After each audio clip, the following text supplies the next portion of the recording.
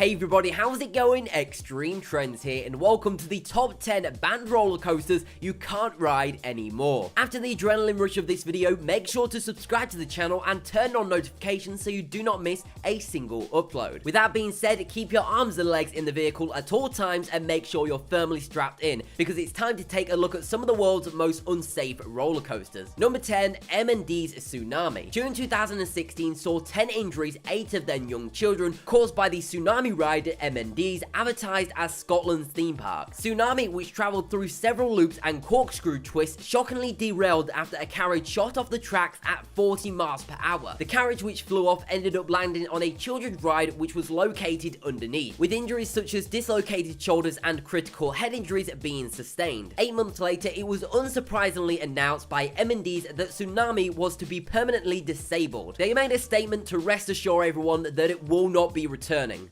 Number 9, Nightmare. The Nightmare ride was found in the Camelot theme park in Lancaster, UK, up until November 2012, when the entire theme park was shut down due to low attendance. The theme park acquired the ride for £3 million in 2005, but wasn't reopened to the public until 2007. At just 87 feet in height, yet over 2,600 feet long, the Nightmare featured heaps of loops and hoops. No matter how formidable, the ride and indeed the whole park had to close down because of the biggest nightmare of all: low visitor numbers. Closed after 29 years of service, the Nightmare still stands but rusted away into oblivion. Number 8, Son of Beast. Son of Beast, located at Kings Island, was the tallest, fastest, and only looping wooden roller coaster on Earth when it opened in the year 2000. Coasting over a whopping $20 million, Son of Beast was the second longest and first wooden hypercoaster, breaking the 200-foot height barrier. It wasn't long before riders began criticizing the coaster for a rough ride and a head-splitting experience though, peaking in a 2006 incident where 27 injuries were reported after the coaster's trains abruptly stopped because of a fracture in the wooden structure. After being closed for a year and amazingly passing an inspection from the Ohio Department of Agriculture, Son of Beast was once again thrilling riders in 2007 sans wooden loop. Unbelievably, Son of Beast was involved in yet another scandal in 2009, where one lady claimed that the rough ride gave her an aneurysm. Son of Beast then ceased to operate until 2012, where it was shattered to smithereens by Kings Island. Son of Beast was for sure a beastly ride.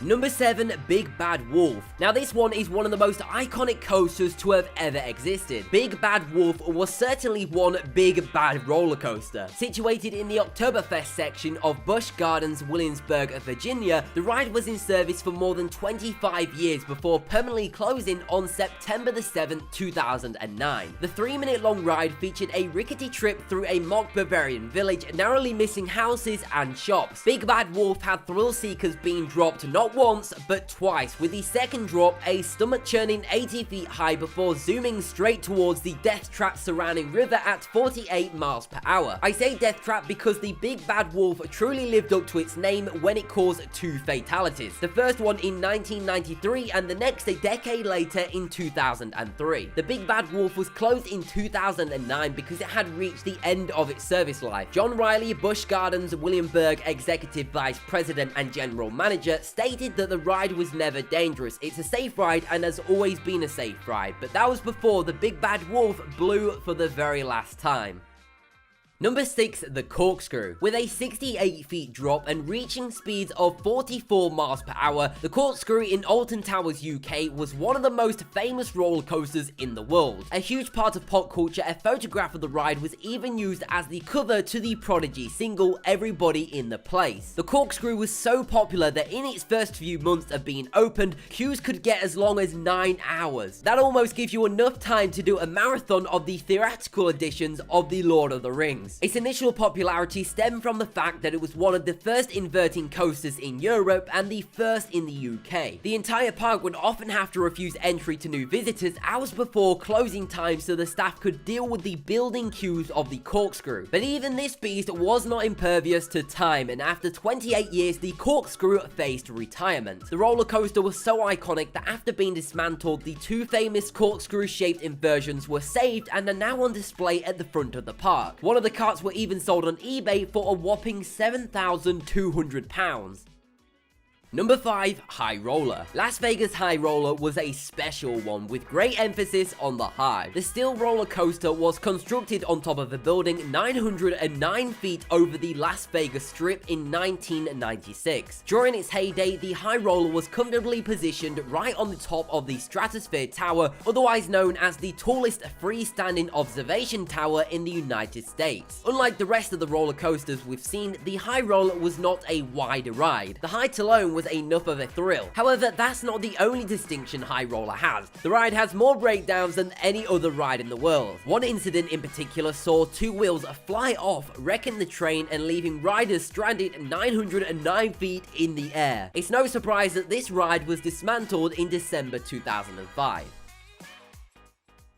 Number 4. Steaming Demon. When this next roller coaster was first constructed at Pontchartrain Beach, it was known as the Raging Cajun and boosted an incredible 95-foot drop. In years since, it has changed its name to the Steaming Demon. As the years rolled by, the Demon grew increasingly rough and was no longer safe. The good news is that the Demon is actually scheduled to reopen soon, but this time round, it will be incorporating a virtual reality component. Yet, you heard us right, riders will be given the opportunity to wear a VR headset which will simulate the experience of flying through a futuristic city. I don't know why somebody came up with this idea, but I'm definitely glad that they did.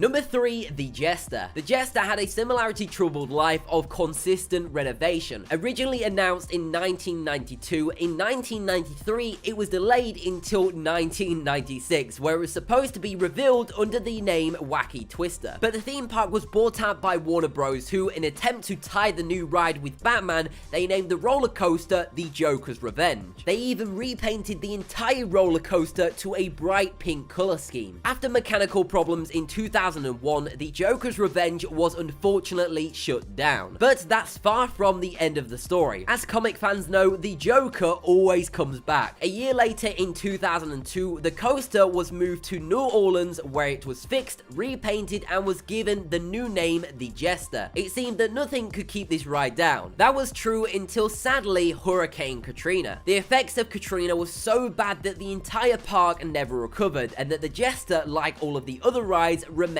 abandoned. In recent years, the green paint has started to peel away, revealing the Joker's Revenge pink pattern of its former life. It would seem that the Joker is getting a final revenge.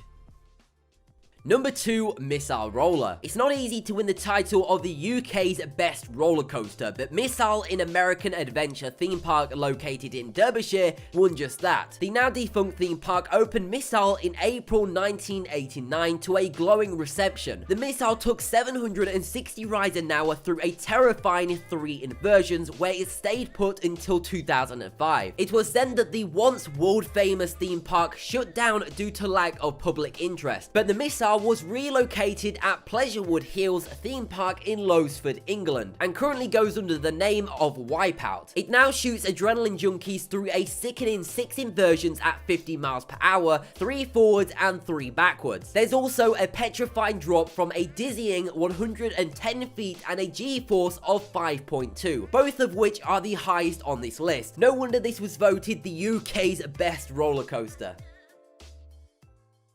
And finally, coming in at number 1, we have the Sea Viper. With a height of 91.8 feet and speeds of up to 43.5 miles per hour, the Corkscrew, named the Sea Viper in 2010, was a popular coaster at SeaWorld Coast Goes, Queensland, Australia. It was closed for maintenance in 2014 and then mysteriously never reopened. Maybe because of spooky goings on, or maybe they found a secret Indian burial ground, or maybe they just couldn't be bothered to finish it. You decide. Either way, the Sea Viper lasted from 1982 to 2014.